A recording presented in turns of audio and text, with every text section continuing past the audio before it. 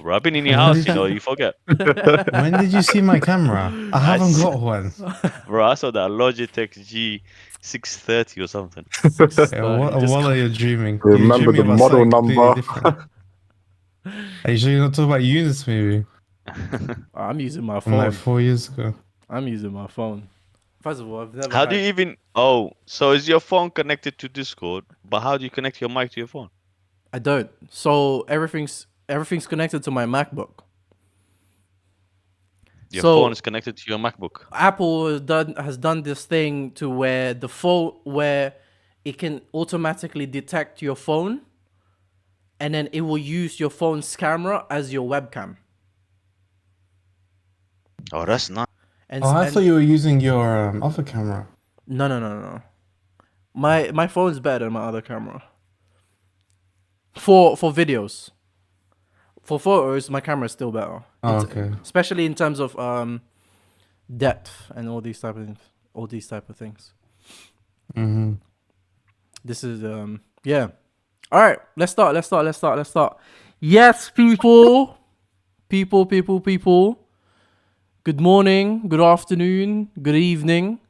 Welcome to another episode of the Dunya'S Gone Crazy podcast, episode 13. I'm calling it a podcast, even though there's still no audio only version of this show. It's still only Yeah, what's available. what's happening with that? There's I people don't. that are waiting. I They check know. every week. I know. Especially as It's well. a vidcast for now. It's a vidcast for now still. But hopefully maybe one day, inshallah, we'll be able to back catalog everything, and just put it all on the thing. But I don't know, man. I don't know why I'm hesitating. I think it's just like the audio thing I'm still not all the way 100% and confident in. So we'll see about that. But yeah, thank you. It's episode 13. Thank you guys for joining me today. Thank you for having me. That's what people always say when Thank you for people say having thank me. you for joining. It's an honor to be here. So Yeah. it's always the same thing. Today I'm joined by familiar faces. I've got Muslim by my side here. I've got Hussein down over here. I've got Camille over down here, and this I think this almost didn't happen today. Mm. I have a Yes. feeling this almost never didn't happen today, or this episode almost didn't happen with a group of people. I think there was a chance that it was just gonna be me, but alhamdulillah, everything worked out, and episode 13 we're over here. Shout out to the day one listeners. Let me just give them a quick shout out. Thank you for being here. Thank you for your support. Thank you for the patience for the evolution to come up. You know what I'm saying? To the day one listeners, to the first time listeners, I hope you enjoy your time, man. I hope you enjoy your time. I hope you enjoy it so much that you end up subscribing to the channel and put us into the bag of algorithms. If at any point you enjoy the content you're listening to, then show us by liking the video and doing so and all of that. And if you haven't seen any of our previous episodes yet, go ahead and do all those things. We do have a discography, a filmography that you can binge to, if it pleases you so. And I think that's it for the intro. I've done it. I've finally done a concise, compact intro to where I can just, I'm not forgetting to tell people to like and subscribe. I did it. But we are incomplete. It took you 13 episodes. 13 episodes. We are incomplete. I don't have the motivational thing today. The video today. Wow. There's a lot of things missing today. There was, I think, episode 1 to episode 12. A lot of people are probably feeling a little bit let down, shaken. No, I think just shaken because for episode 1 to 12, there was always consistency with two people at least. Right. You and James Ridley, and he's not here today, which is very unfortunate. It's very unfortunate, and certainly you can already feel the lack of presence from such a cornerstone of Yeah. and a pillar of the podcast in Wow. of itself. So Wow. he is missed. He is loved, but he is with us in spirit. Not that he's dead, but we feel him. We feel him. We feel him here with All right. us. Can I know we were trying to make this compact, but can I add to the intro? Go ahead, please. So this is episode 13, and according to Wikipedia, in ancient cultures, the number 13 represented femininity because it corresponded to the number of lunar menstrual cycles in a year.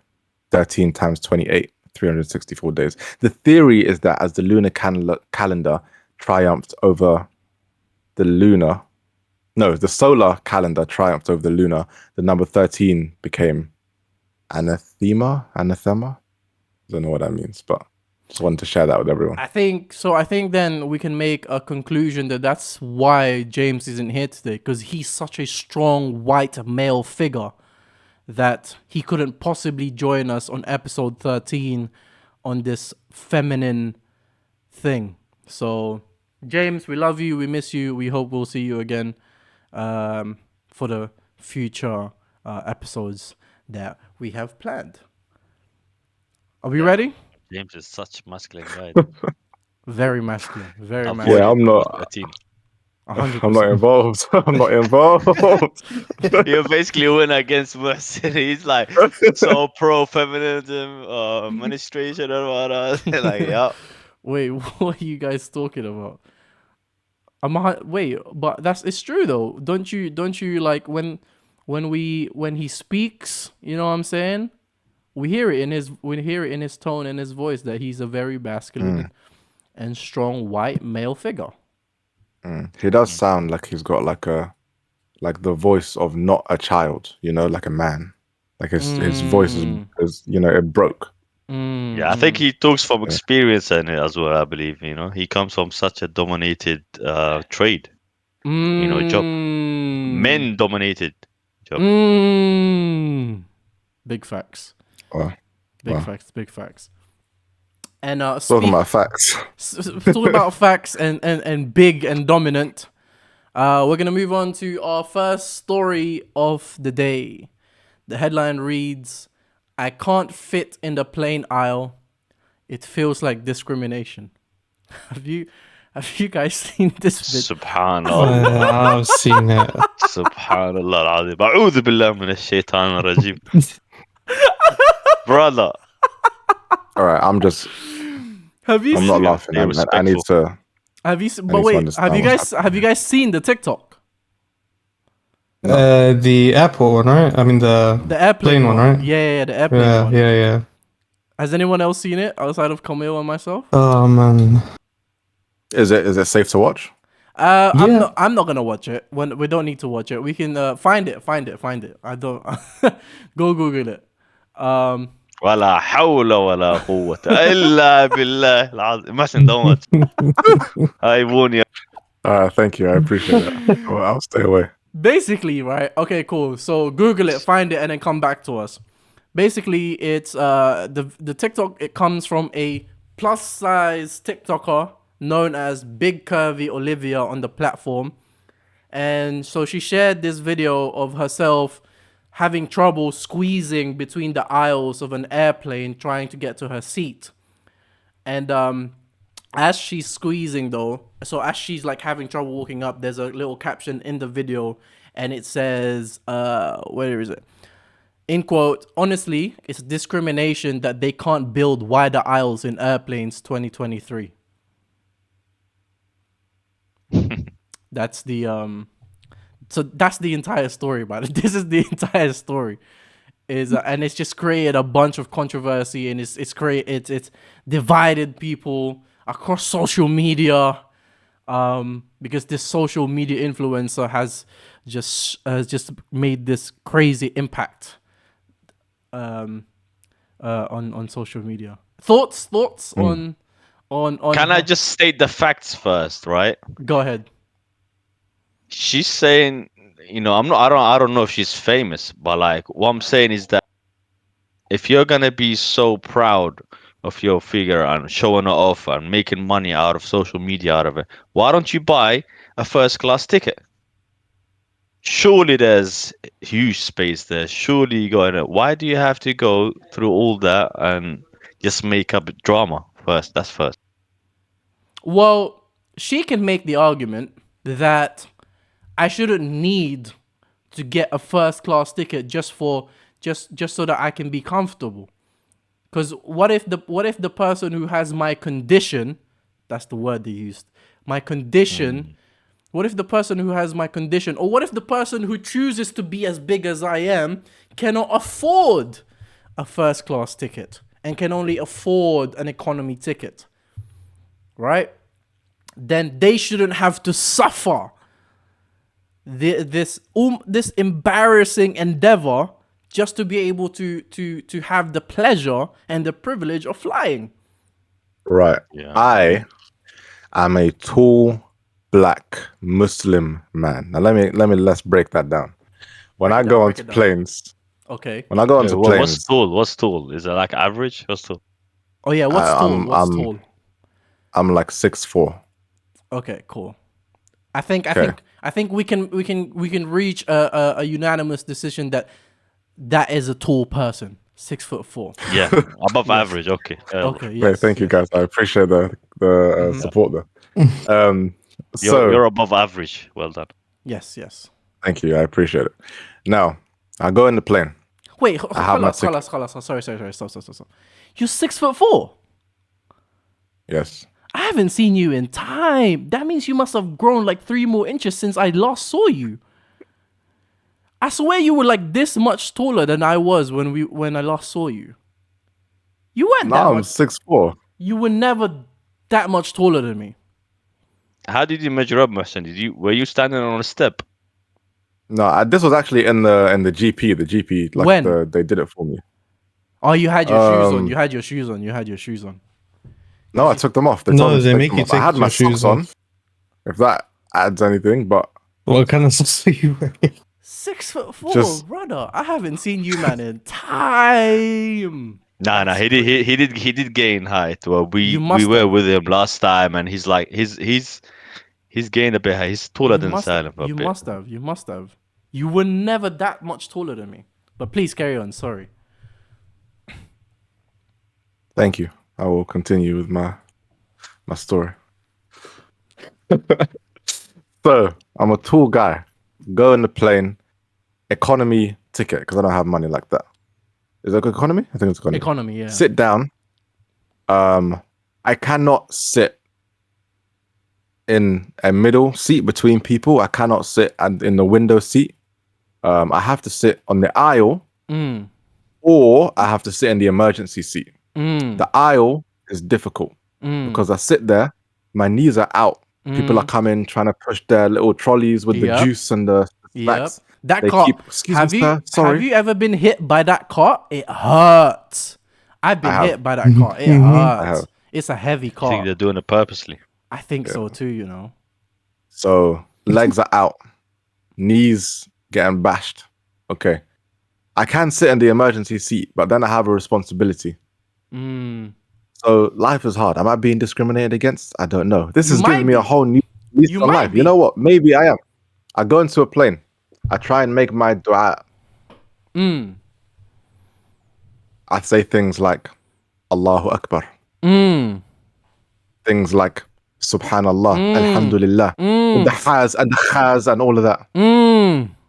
I've got to say that in my head. I can't say that out loud. I don't want to scare people. I don't want people to feel uncomfortable. And I'm black. Doesn't really have anything on the plane, but I just like to sprinkle it in as well. Just why not? Well, no, because you might have a knife on you. Yes. Yeah. Yeah. Well, we'll say that. We'll say that. Yeah. I don't like the fact that you brought that up, but anyway, look, we'll continue. Anyway. So what you're saying, the average height of a person is increasing by the year, and airline companies are not adapting and changing the what do you call The it? standards. Is it called the standards. Yes, so the seating, positioning, and whatnot. I can't control my height. She she can can't. control her But weight. No. to What? widen the aisle, that's a different story, bro. I mean, you first of all, if you can't afford a first class ticket, I think you can cut your bill in half when you go to Walmart. Wait, bro. Hold on. So you're saying that in order for this girl, in order for actually, halas, astaghfirullah. Let me not say girl. I don't know what they identify as. In order for big curvy Olivia to be comfortable, they have to change their physicalness, which might be what they identify as, in order to just so that they can accommodate for this discriminatory establishment. Yes. I don't. You heard It's not- Musin Big Curvy Olivia. I hope she didn't hear me. There's no. It doesn't make any sense, man. This is like plus Life size is model. life, man. We just have to accept that certain things are a certain way. You can't be like to disabled like people in a wheelchair. Oh, why are there stairs? Why isn't everything a ramp? Would Well, no, that's not true. They have made it. They have made a lot of things less able friendly, wheelchair friendly. yeah, but not everything. Well, Like a plane is an example of that. What do you mean It's, a plane? it's No, a plane going. it's been. Wait, I have to disagree. Well, I have to disagree with that. I've There are recently heard certain. of a story of a Go on. man with no limbs, right? So he has no arms, he has no legs, right? He takes an airplane.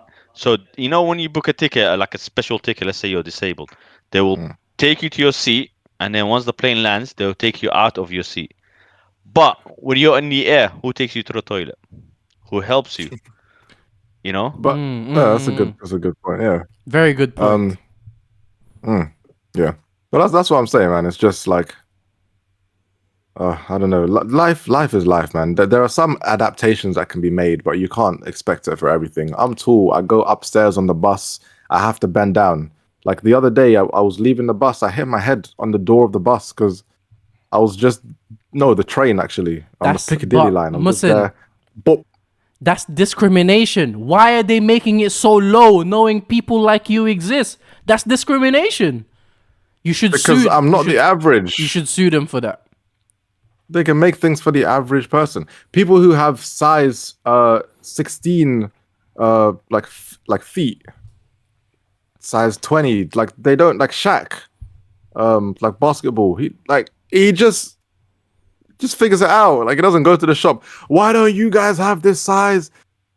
It is what it is. First of all, you're making an assumption. That's wrong.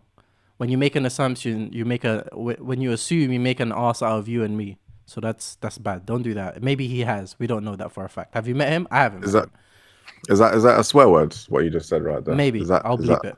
But listen, her post drew more than 5,000 comments with users divided over how to handle the situation. So people were really divided by this. One commenter said, "That's why I fly business or first class. I'm not as big, but I'm not small. Everyone is happy and I get peace." First of all, you're speaking from a perspective of privilege, if I'm totally completely being honest. What do you mean that's why I fly business or first class? That's not a sound advice. Not everyone is capable of buying business or first class. Second comment said, "Look, I'm a really big guy and I don't fit in things either. But I just accommodate and accept that for myself." So that's kind of what you were saying. So I just have What's that guy's name? Random. My guy, Random. So listen, I'm just messing around. Listen, man, Big Curvy Olivia. They're never gonna do that for you for 2 or 3 things, really. Number one, when you make the aisles wider, 2 things happen. 2 things can happen. Either they make the entire plane bigger, or they have less seats. In both circumstances, they have to make an entire new plane, or they have to cut into their profits. In America, in the world, business cut profits for a person like you who respectfully is not the average human being. You are one in whatever the number is. Like, they're not going to cut into their profits just to accommodate one person out every 100,000 or a million, or I don't know. And that's it, really. It's at that point, it's really just business. Like these airlines, these airports, these airplane makers, bro, like they're not going to do that for you, Big Curvy Olivia. So here's my thing for you. If you still have to fly, then both you and me, you and I, let's just lose weight together. Let's lose weight together, man. Call me, collab with me, and we'll lose the fat together, and you know, we'll get onto the plane, and fit into economy, and then when we get to the landing place, we'll gain the weight back together. I'm with you, Olivia. I'm with you. We can do this. Yeah, it's interesting advice. We can do this. Let's just lose weight and then gain it back But when we land. can we agree that she can't fit in one seat? Oh, So she would have to pay double, right? Well, let me say this. She can fit. There just might be some spillage. Mm. Is that, yeah? She can fit. Like, just Musin fits in the chair, but his knee comes out. That's it. There's some. I'm being very generous with the word some spillage. But there's some spillage. So this what do you call this? This sentiment from Olivia is actually not new. In April, a plus-size traveler demanded airlines better accommodate larger passengers. Social media influencer Jaylene Cheney, everyone is social media influencer now, bro. Are we social media influencers? Yes, we are. Damn. I don't know if I want to be a social media influencer. Because look at this, bro. Social media influencers, bro. I feel like a lot of social media influencers just become these entitled people who just feel like they deserve things and are just Well, like, you know what I'm Yeah, saying? but it's not all of them. No, I don't think they have a choice because it's an illness, it's a disease. What's a disease? Social media influenza. Oh yeah, that's the thing. I don't want to be an social media influencer. So Jaylene Cheney created Social media influenza. So Jaylene Cheney created the petition on change.org, demand for the FAA to protect plus-size travelers, outlining several suggestions to ensure larger passengers can fly without issues. Cheney claimed she and her fiancé were subject to hateful comments, disapproving looks, and even refusal to sit next to them, amounting to discrimination on a recent flight to Denver. Do you guys do that? Have you guys done that? Like, I was flying to London or somewhere from America, and I was sat down on, because I always pick the aisle seat myself. Because I'm not only am I a relatively tall person, I'm also a horizontally big person, so I take the aisle seat, right? Well, are you competing with Big Curvy? Oh no, was her no. name She's won. She wins. She's got the trophy and everything. Okay. So sometimes I'm sitting on my chair and I look at the passengers coming, right? And sometimes I'll see a person who's either equally as big as me or bigger than I am. And I'm just there, like, I start making du'as, bro. I'm like, please not on my row. Please not on my row, and definitely not next to me. Please, please, please, please, please. And then one time, God had other plans. And this guy sat next to me, bro. and we were struggling. Bro, we were both next to each other and behind each other. Think about that, respectfully. Respectfully. We were next to each other and behind each other at the same time. Jeez, make it make sense, guys. Bro, Just think about it. While you're thinking about it, just hit that like button and subscribe. when you come around to that picture of me being next to a person and being behind them at the same time, like, click the like button and subscribe, man. Because that shouldn't be happening. We can't be next to each other and be behind each other at the same time, bro. On an economy flight, it was embarrassing. It was bad. Like, for me, I was like, wow, like, I really need to lose weight. But at the same time, I didn't do anything about it. But me and you, Big Curvy, Olivia, we're gonna collab. And we are going to lose weight together so we don't have to fly business or first class. So that we can spend the money we save getting economy to get bigger when we land. Nah. Okay. MashaAllah. Any final thoughts? Any final words, guys, from you guys? Are you gonna be signing the petition? I won't be signing the petition. But I really did want to say that the social media influenza joke that I mentioned earlier, you know, I feel like it should have had a lot more attention and a lot more appreciation, and I don't appreciate that. But that's fine. We'll move on, and it's okay. So you don't want to be part of the 9,000 people that have already signed the petition, no? That's not your... You don't want to be 9,001? You don't want the leg room. What's going on, Muslim? Nah, I Are don't you mind. embracing the struggle? Yes, I've embraced the struggle. I go there early so I can speak, because I don't want to pay. Because, you know, like, before you go to the plane, if you want to choose your seat, you got to pay. So I don't pay. I go early. I say, hey, are there any available seats for me? And they're like, oh, let me see what I can do. And they're like, all right, we had you in this seat, but we're going to change you today. Boom. Emergency seat. Please, do you have it? No? All right, give me an aisle seat. Thank you very much. Question, and we're going to definitely move on. Just one more question. If Jaylene Cheney and Big Curvy Olivia managed to get the airplanes and the airlines to get the seat wider for the same amount of price in economy, are we giving them a round of applause?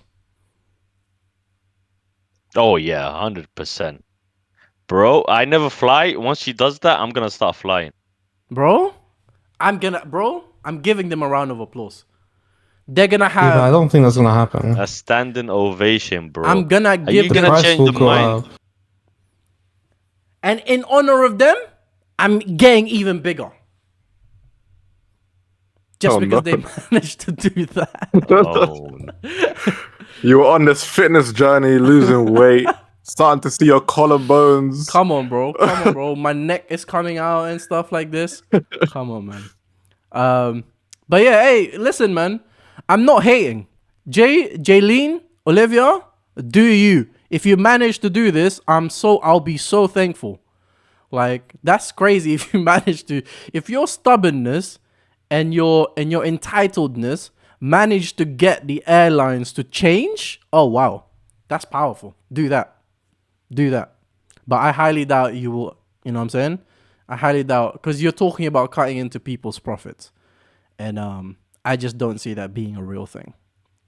No, All right. but prove us wrong.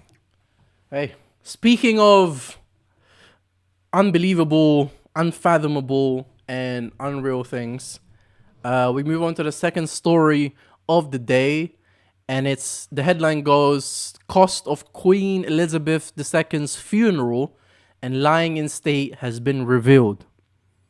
I don't know if you guys, of course you would remember, hopefully you remember, the Queen, passed away last year. R.I.P. Around September and all these type of things. And so it was announced, I think on like the 8th or something, or the 11th or whatever of September. And when it was announced, there was like 10 days of mourning after that. And then she was buried. She had her state funeral after that. So recently, the Treasury, the United Kingdom Treasury, revealed the estimated cost of the whole thing. So the funeral and the mourning and all these type of things, and they estimate it to be 162 million pounds for those 10, That makes 11 sense. days. Does it though? Tell me about that. It does, yeah, because if you're able to like keep the sun up for 10 days and the night doesn't come, that's pretty good. Because 10 days of mourning.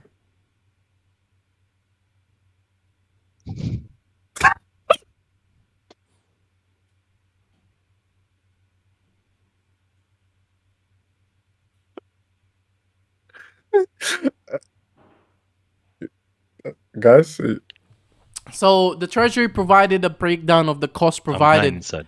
by the government.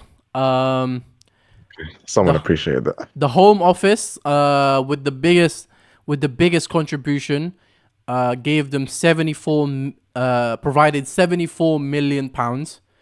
The Department for Culture, Media and Sport provided 57.4 million pounds. The Scottish government provided 18.8 million pounds, and the Welsh and the Northern Ireland government provided 2 million pounds each. Brokies. And the National Police Chiefs Council said the event was definitely the largest police operation for the Metropolitan Police. 162 million pounds is a lot of money for That is a lot of money. for a funeral. Let me and just mourning. say, the days of the funeral, I was working. I used to be a bus driver. I used to go a lot past Buckingham Palace. I mean, not right outside it, but I was very close to it. Yeah, they would never trust and I can someone tell like you, you in front of the Buckingham Palace. and I can tell you, every police officer from every city, from every country that's part of the UK, was there in Yeah, Piccadilly Circus, in and around what do you call it, Buckingham Palace and the park. It was insane. no, bro, that's 16 million pounds a day. 16 million pounds a day. But where would that money have Well, who gone can otherwise? compare to that though? Who spends 16 million pound a day? Is there anyone that does that? Well, you would assume the coronation would have been. It wasn't as much, but it would have been around that. Probably. It wasn't as much as that? It probably wouldn't have been as much as much as the funeral itself. Wow. I would assume. Really, I would have.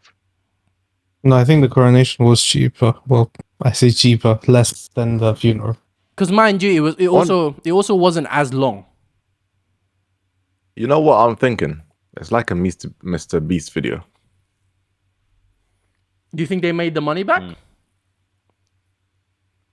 Yes, I think the country probably made the money back You think so? with the amount of tourists, people that came to see. Like there was, I remember being when this was happening, I went on holiday, and I was in a hotel, and I was like, there was we went for breakfast and watching TV, and then we see these people getting interviewed, and then there's this mum who's talking, and she's like, yeah, we woke up at 3:30 a.m. The kids are there, they're full uniform, ready to go to school, and they've been awake from 3:30. They drove 6 hours to get there, and then with the kids, and they're just there to go and see the queen.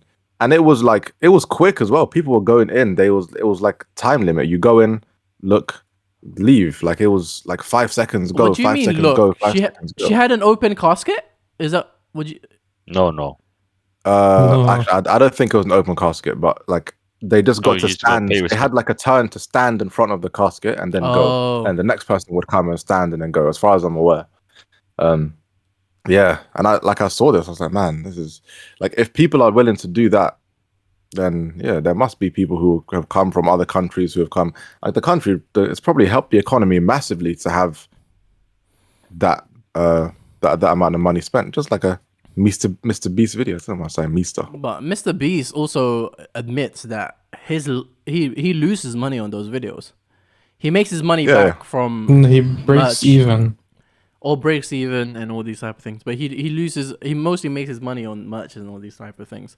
yeah. I think his main channel's like he just loses money, It's a but loss it leader. pushes people to his other channels. Like he actually makes money from the like reacts.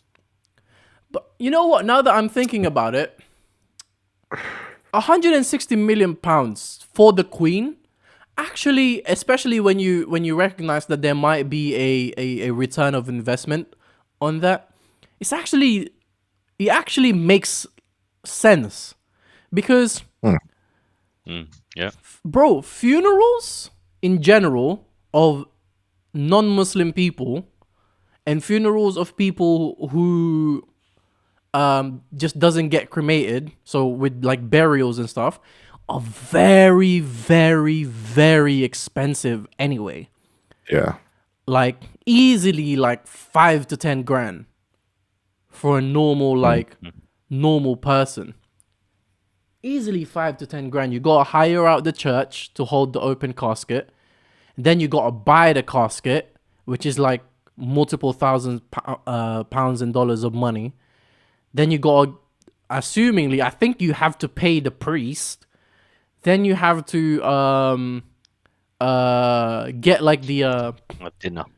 the embalming. Oh, you gotta get catering as well, but the embalming as well and all that. But I think a lot of that stuff as well comes in a package.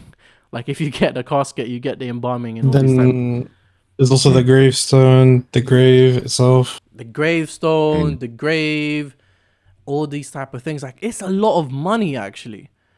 And go ahead. let me ask a question. How do you think people would feel, honestly, if it came out that the Queen was a Muslim and they were like, you know what, in honor of the Queen, we're gonna do a Muslim funeral, and it was very simple. They just wrapped her up in cloth, they buried her, made some prayers, and then left, and that was it. How do you think people would feel about that? I don't know, you know. It would have been much more difficult because if you think about it religiously, you need to bury the body as soon as possible. I don't know. Yeah. I think a lot of people would have been disappointed, and I think a lot of family members would have not seen her body. I don't know. I don't know actually because I think a lot of the young people would have just been like, "Oh, okay, I didn't know that. That's kind of sick, I guess." Yeah. But I think a lot of the older people would have been like really like disappointed, like wait, yo, what? She was a Muslim and all Yeah. these type of things. But I don't know what. But the reason I ask is because I think one of the biggest like controversy at the time, from what I can remember, is the fact that well, like we're talking about now, the amount of money spent on it, and people are like, well, like respectfully, she's gone. Why are you spending all of this money on her and like a funeral when you could be spending money on, I don't know, like reducing taxes is what people said. I don't think it's like possible, right? So there's more to it than that, but you know, taxes, or like put it into the NHS, or put it into helping homeless people, or give it to charity, or helping like issues that we have in the problem and issues we have in the country, rather than spending it on an entire funeral. And the coronation, people had the same thing with the coronation as well. So The coronation, I wonder, thing is much more hurtful because no one wants that guy to be coronated. I think it's like, not only do we not want you, you're spending our tax money for it. But I don't know. yeah, my money went towards that. Yeah, it's But I mean, if you think about it logically, right? If they still go ahead and have the coronation, and let's say they didn't invite anyone, this is a free country. People will still turn up outside of the palace, right? Let's say they do. You still need to provide security for these people. Your the country is obliged to provide protection, make sure the people are safe. Now, we're not talking about just trip and falls, and there's Yeah. terrorists around here. There's a big groups around. There's always a risk of terrorism, big risks of overcrowding. There's a lot of people who get stomped out, and no one realize it. Yeah. Just logically, it doesn't make sense to not spend money for anything, especially when it comes to the royal family. Yeah. Speaking of the royal family, actually, another thing that happened with the royal family, well, they're kind of not in the royal family anymore, Yeah, I it guess. doesn't happen is because Apparently, they got such a massive security, right? apparently recently, Harry and Meghan Markle got into a car chase, and it was very nearly catastrophic. They were part of a speed chase, and apparently someone was chasing them in a car. Which sounds crazy until you find out that apparently this happened in New York City. And the way I can put this for you guys, if for people who've never been to New York City, is for you guys anyway, who've all lived in London, imagine a car chase in Tottenham Court Road. In Tottenham Court Road, a car chase. A catastrophic car chase in Tottenham Court Road. It's a lie. There's no such thing. You can't get into a car chase in Tottenham. You can barely get in a foot chase in Tottenham Court Road, Oxford Circus, let alone a car chase. But yeah, that's on a tangent. We wish you well though. Luckily you survived. So another day to live. I thought you were going to say we wish you a Merry Christmas. That's actually what came to my mind when you started saying we wish you. Okay. Never that. But yes, again, thoughts and prayers to the families and friends of Queen Elizabeth. I guess, and 162 million pounds. Wait, I'd love a million, let alone 162. Give me that million.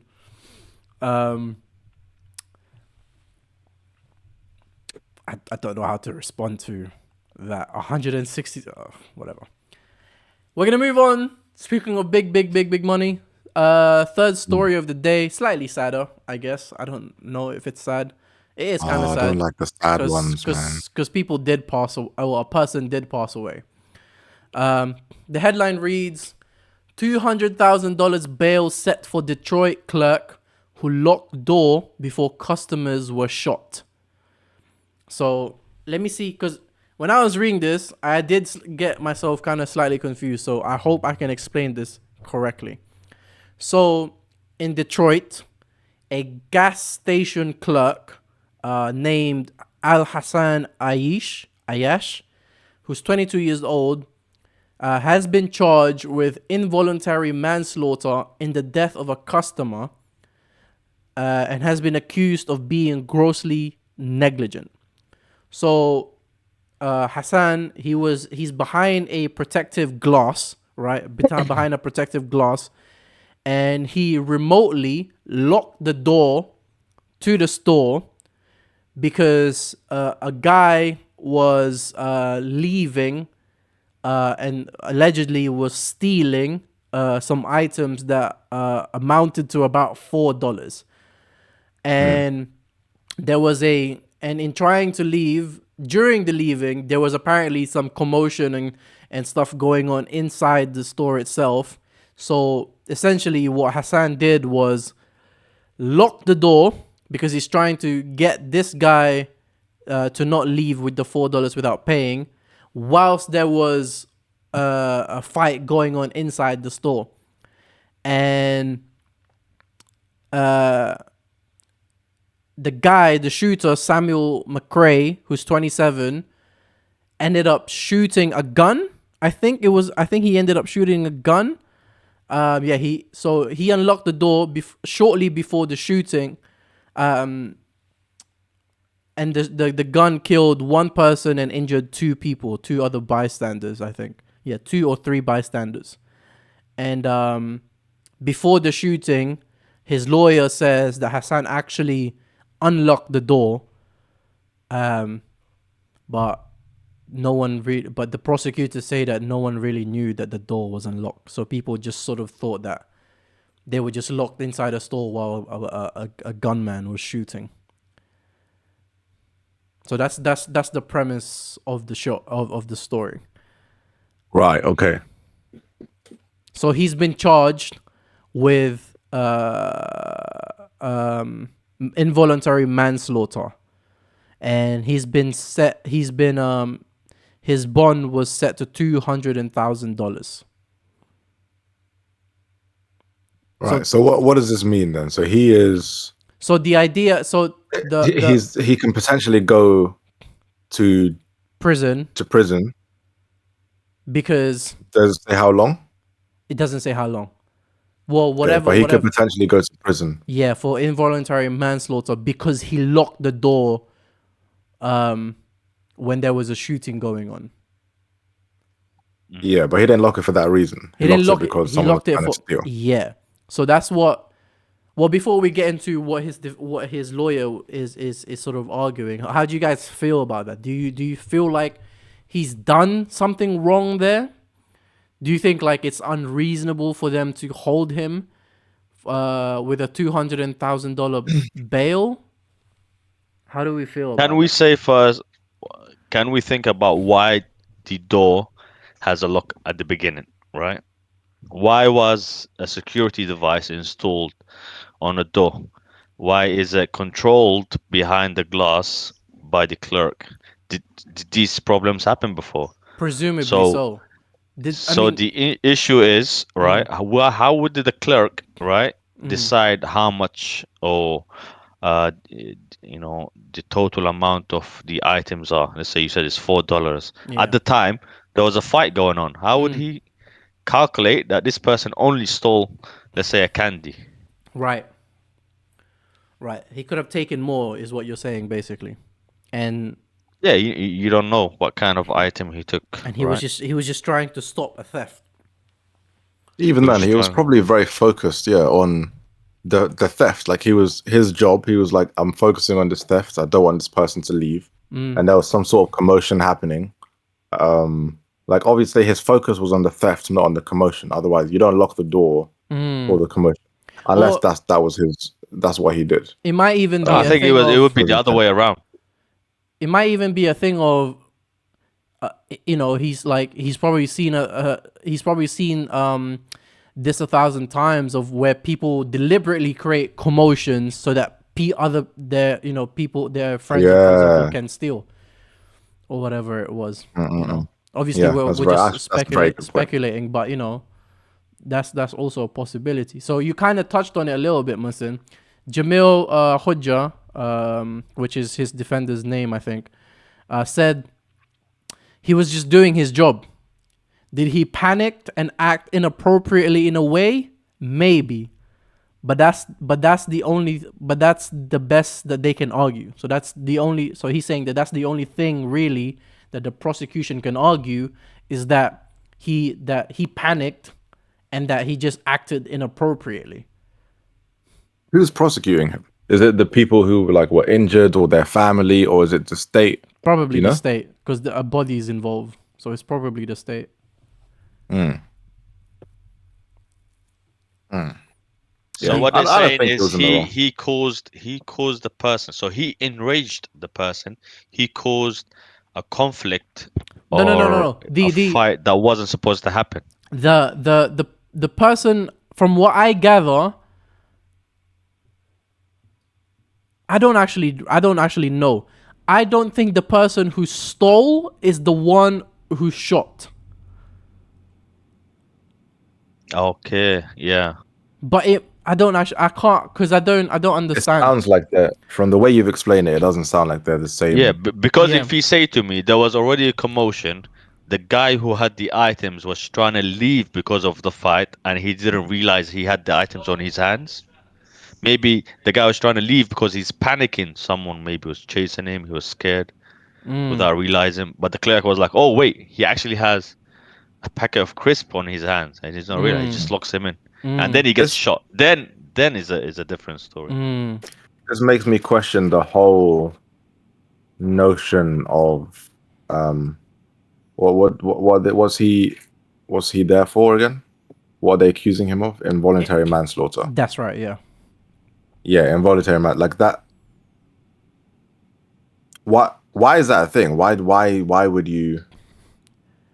Well, involuntary manslaughter would be is for things that is like grossly negligent. For example, if you kill someone while you're intoxicated, or like if you're driving a car while you're intoxicated and you hit someone and kill them, you Yeah. didn't intend to kill them, but you acted negligently. So Okay, makes sense. it's still So if you had it's like if you manslaughter. had like on your window like Yeah. a heavy flower pot, you shouldn't have been there because there's a possibility it could have fall on someone's head. But It falls that's down and kills someone. that might be. You can probably make an argument that um that's just an accident. That's another thing where it's just an accident too, where it's not necessarily anyone's fault. It's just But yeah. Well, I guess there's Force an argument there that it could be negligence, it could not be negligence. because the difference between murder and manslaughter is intent. In order for someone to have committed murder, the prosecutor must prove, and the burden of proof is on them, that this person intended to go out and kill this person. So without that, then it's just manslaughter. And then you have your voluntary manslaughter and involuntary manslaughter. So I think in certain aspects, a voluntary manslaughter is like if you and I, for example, of the four of us, went out, right? And then you decided you wanted to kill this guy, right? If I help you in certain aspects, even though I didn't kill him, I volunteered to help to kill him. If that makes sense. There's actually a video. Yeah. There's a video. You know what? There's a YouTube channel where they show they have like a CCTV camera where they show the interviews between the police person and like the suspects or the Oh, suspects. I've seen that. Yeah, that was really good. Yeah, and then at the same time in the background they also give like the background to the case and all these type of things, and they talk about that type of stuff. It's really, really interesting. Speaking of really interesting YouTube channels as well, actually, there's a YouTube channel that specifically targets predators, child predators, and there's this hacker. He goes out of his way, like on the internet and stuff like that, to lure Ethical hacker. Yeah, ethical hacker, and he lures child predators into meeting these decoys, they call them, or like children decoys, and then they call the police on them as well. Very good channel, well done, good service. I forgot what your channel is called, but I think the guy, if you just Google him, his name is Ryan Montgomery. Ryan Montgomery, I think his name is. So I think if you just put that on YouTube, you'll find his YouTube channel. He had a show. He was on a show recently, where he was interviewed by Sean Ryan, I think the name was. Yeah, I think I might have seen this. you probably Like have the seen. interviews. I've been seeing them quite a lot. Like they've You just gone probably have viral. seen clips and stuff like this. But Oh, I have seen him. Yeah. yeah. But yeah, that's on a tangent. But keep doing what you're doing though. Anyway, going back to the story, Detroit Police Chief James White said he would support a local ban on stores locking people inside. He says, "I see no logical reason a person needs to be locked inside for any reason without having the ability to get out." He says, "Do you guys agree with that? Do you feel the same way? Like, even if it was theft, even if you have like stolen something, even if you stole like, I don't know, hundreds of dollars worth of food and all these type of things, like, do you think that that's a valid reason or good justification to lock someone inside the store?"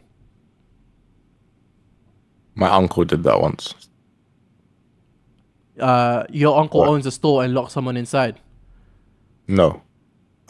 He was in a bank, I think.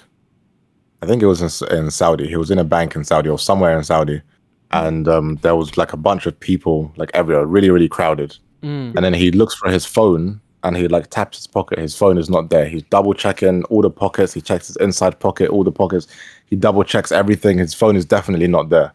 So he's like, oh, someone stole it. Because I think he felt someone like brush against him. And as soon as they brushed against him, he was like, let me just check. And then he checked and it wasn't there. And then he went basically to the door and he was like, nobody is leaving this store until I get my phone.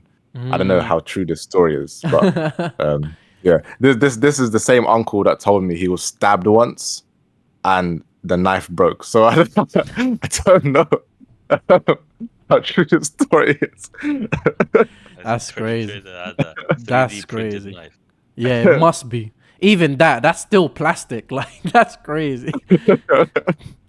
That's crazy. Yeah. But yeah, I think to certain degree, I agree. I agree. Like, that's because I don't know. Like, I don't know if, well, it's part insurance in this country is mandatory on all, I think, stores. So if you own a business, if you own a store, you have to have insurance in case of things like this happen, where you get robbed, your windows get broken into, your locks fail, or whatever else may be. Like, you know, if things happen, you have insurance to cover you. And I think part of that insurance is theft. So I feel like if things get stolen off of you, I know it hurts the business, but I feel like it's no like real reason to hold someone inside. No, I disagree. I disagree with Gone. completely disagree with that. Again, I just want to remind the viewers that I don't know in that particular state or country, but there are certain places. Let's say, for example, London. Let's take London as London is busy. Everyone knows how busy it is. No, let's say a theft occurred in London, and let's say a person came in, they stole something. You held them. You tried to let's say you didn't do anything. They took it. You have CCTV footage of them, right? You call the police. Police first thing they will say is, what did they steal? You're gonna list the items that they stole. Okay, what is the value of these items? If you say anything under £250, I don't know. You can correct me if I'm wrong. Then the police will say, sorry, this is too low for an officer to come. Sometime this week someone will come to you when someone is in the area, but no one will come out right now. So I think shopkeepers are using some tactics to try and prevent these things, because if you let people come and steal all the time, you're basically becoming a target. So there's ways where you can try and scare people off. Firstly, you can lock them in. Once you lock them in, you can scare them. First thing that's going to come to their mind, let's say in London, because the guns are not that popular, is to drop the stuff. They're going to drop the stuff, shopkeeper will open the door, they leave. Next time they come to the shop or their friend come, it's a deterrent. There you go. Yeah. Well, because like, imagine you're on the train, and this happened to you, didn't it? Like when someone like grabbed your bag and like ran out or something. And it's a common, like a semi-common thing where people will, as the doors are closing, they'll grab your phone, grab your bag, whatever it is, and then the doors will close, and then now you're stuck in the train and they're outside. But imagine they picked up your bag or they took whatever and the doors closed before they could leave. Like that's like that. You know how scary that is. Like you pick this person. Like, what are you gonna do? Give it back. I apologize, my friend, and then go and sit down. He did, by the way. Go carry on. Yeah, like what do you do? Like this. You know, the funny part is, if let's say he doesn't give it to you, you can't do nothing about it. Like, you can't physically harm him. You can't do nothing. You could talk to him. I would have harmed him. You can hold them. I would have. You can hold them. I think you're allowed to hold them until the police come. But so let me. Cool. But you know that I won't go too much into that story. Yeah. But you know that story. So many, like, God actually watched over my shoulder for that story. Like, there was an angel over me, bro. Because the door opened, And then for some reason I woke up, and then he had my bag in his hands already, and he was already stepping out. And so when I went to chase him out, I left my other stuff in the train to chase him. Like I left my jacket, and then like I think my phone was in my jacket and my wallet was in my jacket. I left my jacket to go and chase him. And when I chased him, he didn't really run. Like he just stepped out, and then I was right, adrenaline. I was right like I was right next to him already. I was right in front of him, and I just gave him a loud shout, I used some explicitive words, but I was just like what you what are you doing? I grabbed hold of him like by his lapel, like what are you doing? Like what are you doing? And then he's like, and then he said, I'm sorry. And then I took the bag, and then so all this is like what 5-10 seconds maybe. The door was still open, bro. And so I managed to get my bag and still go back inside the train. And the guy in front of me, and this is where actually I got mad afterwards. The guy in front of me saw all of that happen and did nothing. And like, it's such a London thing to like, it's not my business. It's such a London thing where you'll see something happen right in front of you, but it's just like, it's not my business. Like I have other things going on. But then when I sat down, we both looked at each other and just laughed. Like we both just chuckled at each other. Like, bro, I feel like I put the fear of God inside this man, bro. Like and that's nine times out of 10 a person would give it up and just say sorry and move on, right? No, I hear you. But just that one time where it could go south and you could never predict it. I hear you. But I think also like a cornered animal. This guy too was, but what you have to think of, I feel like to me anyway too, is like in some instances as well, where you don't have a protective glass, for example, to protect you, or you're not behind anything. The idea of locking someone in sometimes, especially if you're in an area like Detroit, where it's stereotypically not a very safe place, like that could provide more harm to you than safety. In that, if they did have a weapon, for example, and you don't have anything protecting you, like you're khalas, it's over. Like they can shoot you, they can stab you, and all these type of things. For what? For $50 worth of food. And I think I might also be coming from the perspective of, in my store that I work at, bro, like we get so many, like hundreds of shoes, like in a span of a month or 2 months, get stolen. Just taken, and we don't even know that they're stolen until we go look at, we check the aisles and stuff, and we just hear like an empty box, for example, and we do nothing about it because I work for. But how do you steal shoes? They just walk out, bro. What do you mean? They wear That's it. sick, They wear it, and then they just walk out. Don't you have a procedure where you only hand in one shoe? No. I work in an outlet, so all the shoes are on the floor. Like, they're all and I went to that outlet as well, and there was, the way that it is just like you have, like, from what I remember, you have like a shoe like to showcase it, but then but then all the shoes are in the boxes anyway. Like you just take it out and try it on. Because that's the only shoes that are there. In Sports Direct, they would not do that with valuable shoes. They would do it with like generic shoes. But like if the shoe is valuable, right, they would put it in the back. Not for us. Yeah. But I'm guessing because Skechers is such a premium company, I'm guessing they're just trying to be welcoming, I'm guessing, and efficient. Other shoe companies. It's just, I don't know, like people do just steal, and we just don't do anything about it. Even if we see it happen, it's like our procedure is just to let it go. Because again, I work for a multi-billion-dollar company where they do have, insurance and all these type of things, and I guess they just claim it at the end of it all. You understand that big companies do not have third-party insurance, right? They have their own insurance. Yeah. 100% they do. Why would they go Yeah, to a so third party? they don't get paid back. They just it's a loss. That's it. I guess. But I don't know. I think it's cheaper to let to for the items to be stolen than for employees to fight back and then they die under Oh, your yeah. employment. So and it's probably safer for your reputation too. It's like, wait, what you allow? But you also see those videos, right, of these cashiers and they're just standing there like, no, I'm not gonna hand you the money. Like, yo, what? Relax, bro. McDonald's is not gonna miss $200 in the till, bro. Relax. But Yeah. Yeah, it's very true. Like people coming with a gun, like pointing out at their head, shouting, like, "Give me the money now!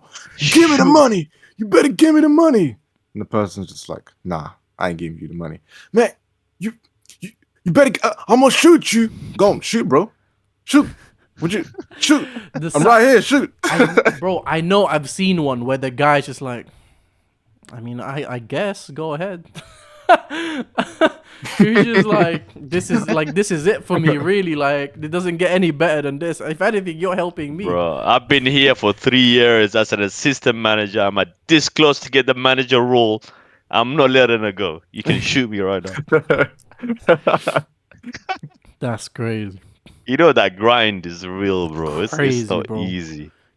Well, getting promoted in McDonald's sometimes be harder than being a partner at a lawyer firm. I'm not gonna divulge anything. I'm not gonna say anything on the fear of like backbiting, but there's stuff that's happened in my work history where people have definitely backbited in order to get themselves promoted.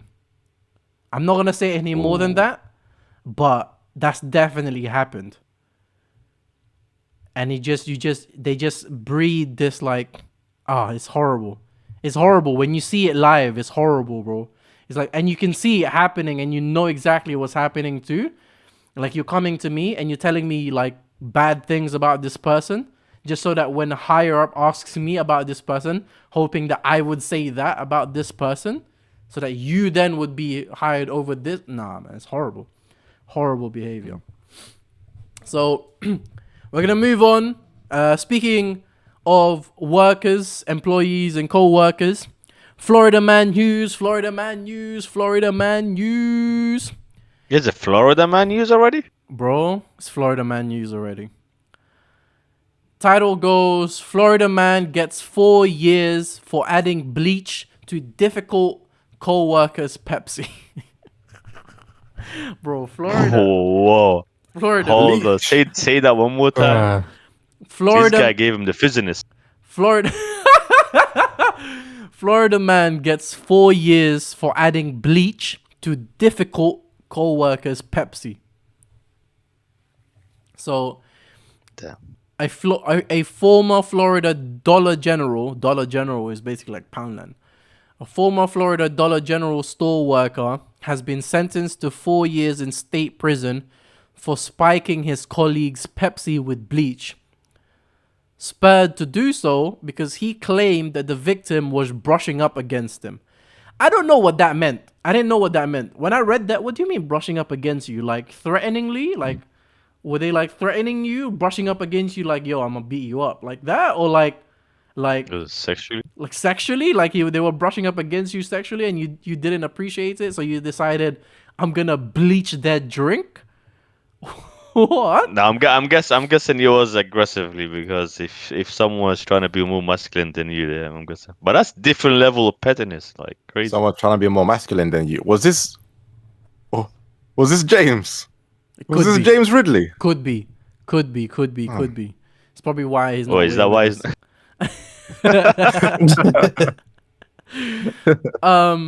So yeah, the word difficult, it comes from I forgot his name, Jordan Ellis, I think his name is. He said that about the coworkers. He described the coworker being a difficult person, and apparently, so what happened was The worker, the victim went to go open their Pepsi, and went to go to the bathroom, I guess. Came back, tried to take a sip of the Pepsi, but before actually sipping, or actually they sip a little bit, and then they were like, it tastes and smelled like bleach. And so they threw it away, and then they had to look at the surveillance video, and it showed Ellis, who's 49 years old, pouring bleach into the drink. So at first Disgraceful behavior. At first he was denying that he poured anything, that he was accidental about it, like he just spilled it. But when they saw the video, it showed him actually like pouring, a Pepsi's bowl was like this big. Yeah. So I'm thinking accidental, like whoops. Have you ever tried to transfer liquids between bottles, and you have to be so careful about it not to spill anything? Yeah, you gotta take it over the sink because you're probably gonna spill a little bit. And he did actually spill, and he was wiping it. So he was so the guy actually the victim came in, is already kind of was aware, like there was a funk of bleach coming through. But yeah, so when they saw that video, he just he pleaded guilty, essentially, and he said the reason he did it was because the victim was brushing up against him, and that the victim was a difficult colleague to work with. So I guess that was enough reason for him to bleach the drink. That's so bad, man. Makes no sense, man.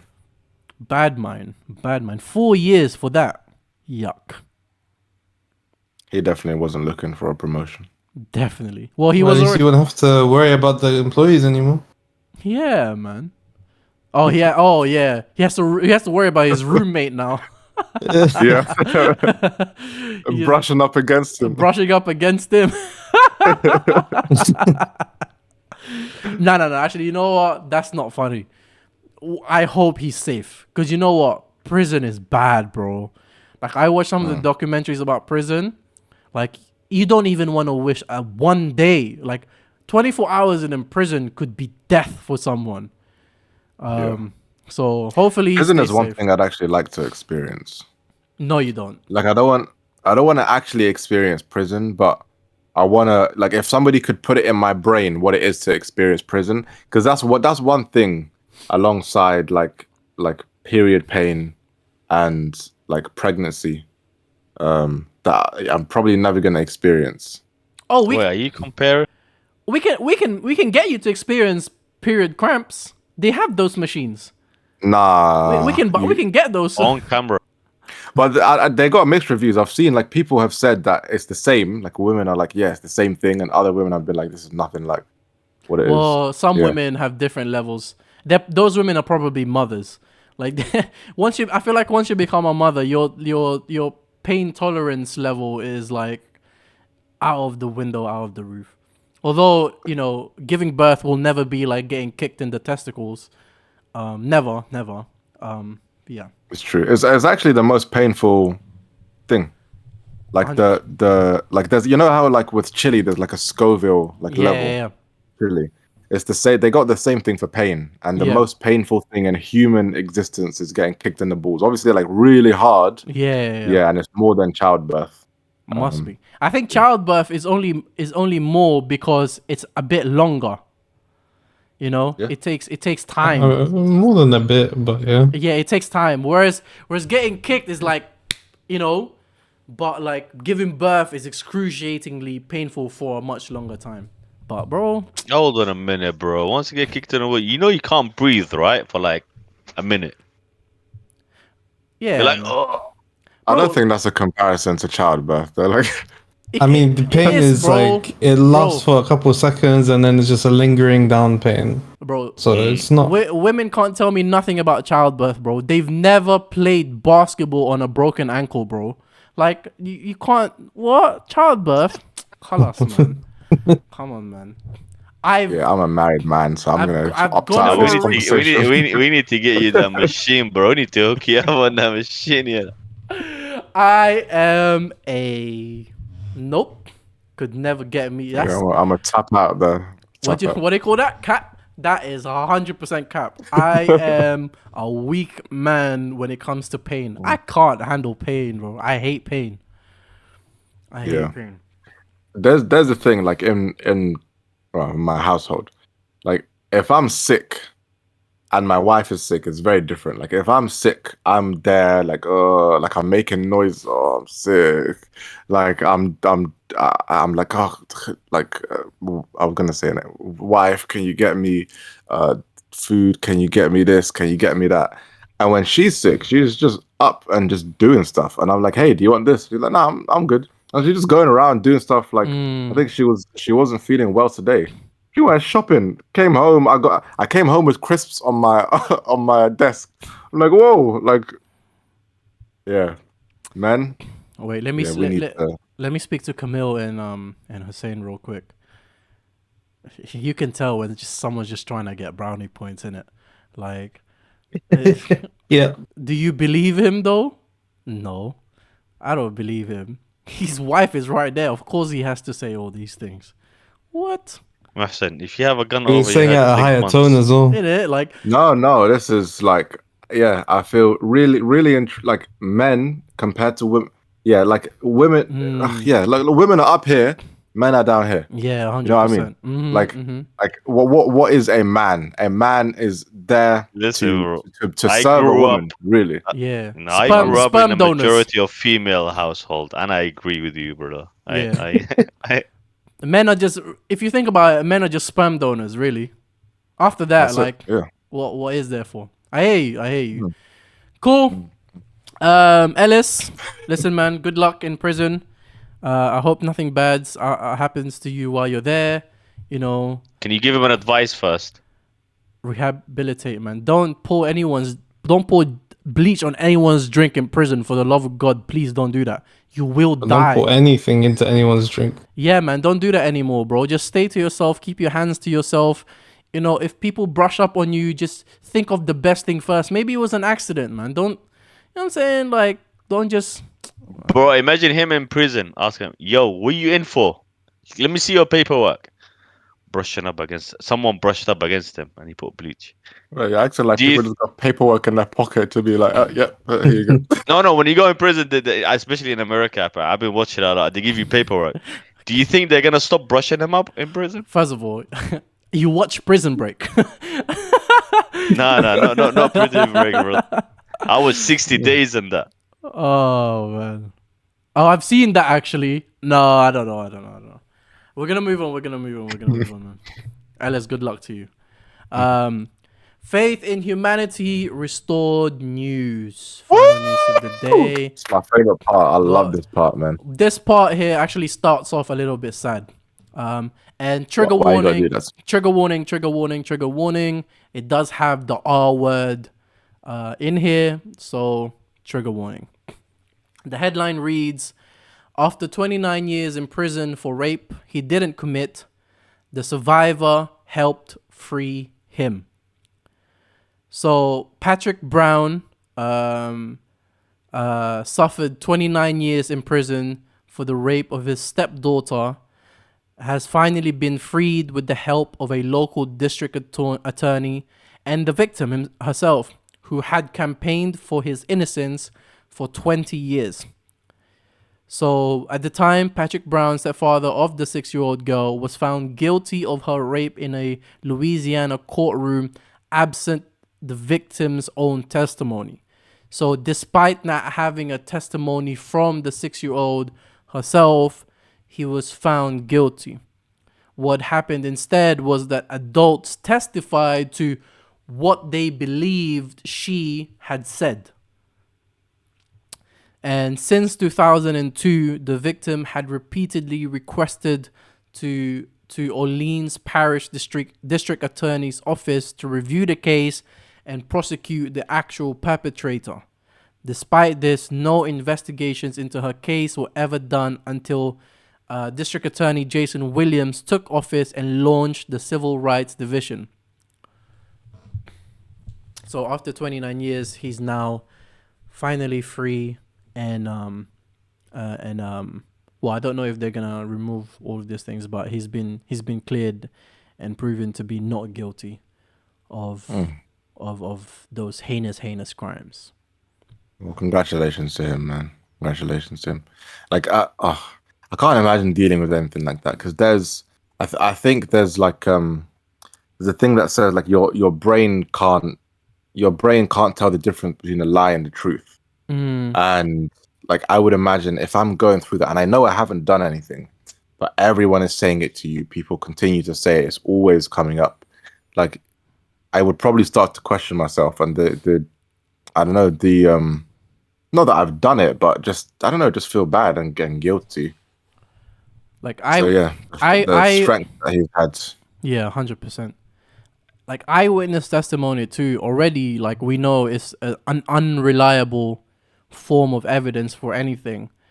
But then to have the eyewitness testimony of people who weren't there and are just speculating on what the victim have said, like that's crazy. Even like you can understand maybe why the girl wasn't there or why the girl's testimony wasn't taken in because she was only 6 years old. But you'd think like after 20 years of like, yo, like, no, he wasn't the one that did it. No, he didn't do it. No, like I wasn't, he wasn't the perpetrator or anything. Like after 20 years, you'd think like within those 20 years, you'd think that someone would listen to her, but like no one ever did. And I'd hate to make things, racy or any of these things, but he is a black man. So 29 years ago, as a black man, being accused of that crime, Yeah. to a minor, like that's, you can slightly understand maybe, well, not understand, but you can see how people were not ready to listen to a little girl shouting he wasn't the perpetrator. Wow. So good for him. Good for him, man. And good luck to him, man. I don't know. He was a stepfather when he went in, so I don't know how old he would have been then. He looks fairly young, on the pictures I've seen. When I say fairly young, I mean relatively. I don't think he's over 50 or anything like this, or over 60 even. But regardless, 29 years, so much has happened, since then in terms of the evolution and the growth of the society that he was a part of. So hopefully he's able to adjust quickly. And that, again, as we've said before, we've had this story before of people being freed and all these things. What we wish them is always that they're surrounded by love, surrounded by people that care for them, that can help them and that can provide for them guidance and provide for them care while they adjust and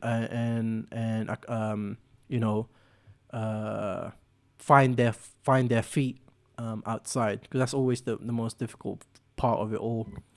The family have set up a GoFundMe to help him get back on his feet. So far, it's raised, as of recording this, it's raised $16,000 of the $25,000 goal that they put on. So, Patrick Brown, Mr. Brown, good luck to you.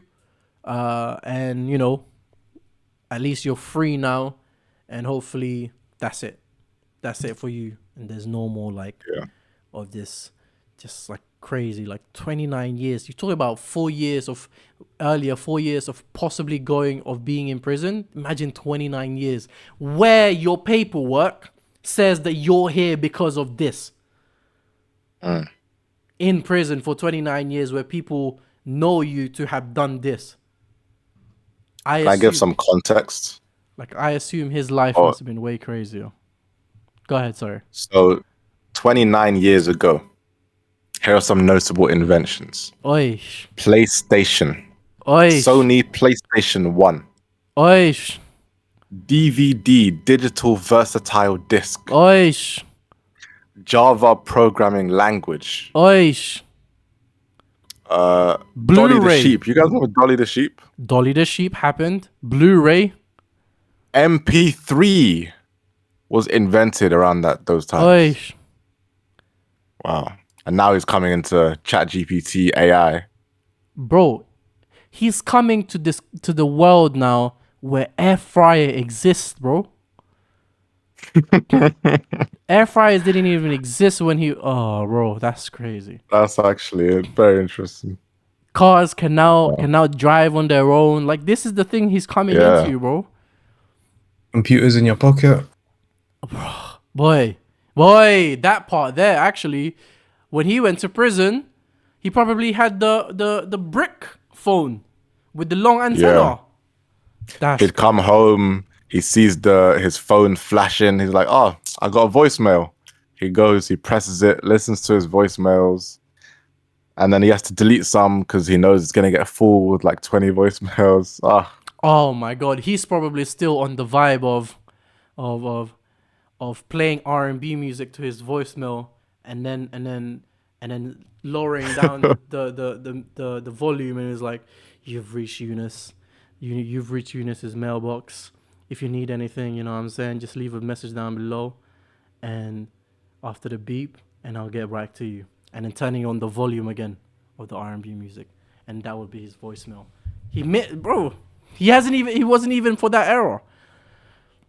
We're joking around. Patrick Brown, good luck to you. And more love and more power to you, man. Love and And respect. that officially means the end of episode 13. It's a wrap. It's a wrap. It's a wrap. If you've made it through all the way this way, thank you. We appreciate you. Don't forget to like we the do. video if you haven't already after an hour and a half of conversation. Don't forget to subscribe to the channel if you haven't already after an hour and a half of conversations. Comment down below if you highly disagree or agree with us. You know, that's your prerogative, that's your right. This is your space, this is your area too. And we hope to see you again next week for episode 14. In the meantime, 14. we're going to leave you. Thank you. Assalamu alaikum.